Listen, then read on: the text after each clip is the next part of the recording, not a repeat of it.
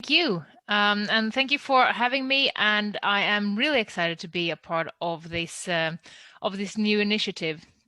So, as Jack mentioned, I am head of business development at the Arbitration Institute of the Stockholm Chamber of Commerce. That's a bit of a mouthful. In my previous roles, I have also worked with system implementation, selling and buying systems. I'm a lawyer from start, but I kind of moved over to business development.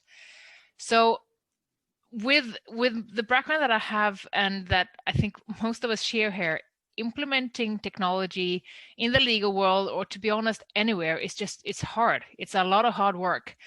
And this is why I am really excited about the fact that this is a program that aims to help make that simpler on how you actually do it, because it's so easy to be excited about all the promises of future tech and all it's supposed to be able to do. You listen to keynotes on what a shiny world is going to be and that we're all going to be living in just a moment away from now.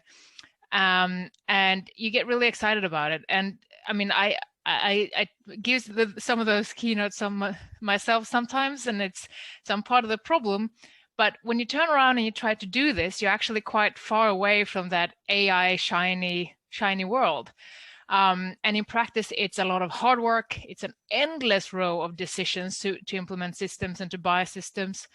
They vary from mundane to complex, and you wind up with a constant compromise on how you do this. So when you're on your kind of 8th hour straight of flipping back and forth on various functionalities or buttons or whatever you want to do when you implement systems, then that shiny magic world doesn't seem so shiny anymore.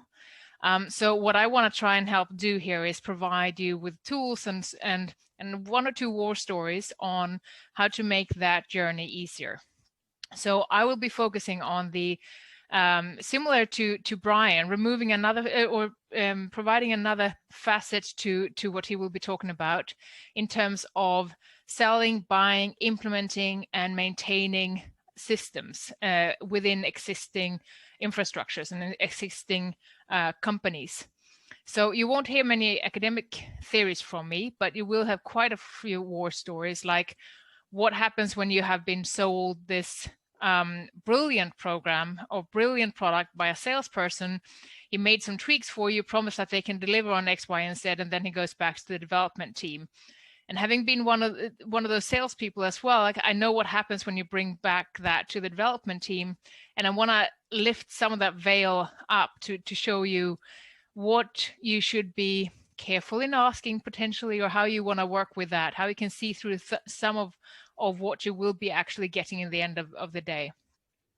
And having worked both with in startups and in big companies and with startups and big companies, I'm also going to go a little bit as to show you a little bit of what you may want to think about when you work with a startup or a bigger company, because startups often provide the extra shiny version of the world, but you also have some things that you need to look out for. You have some extra things you can get, but you also need to ask some extra questions.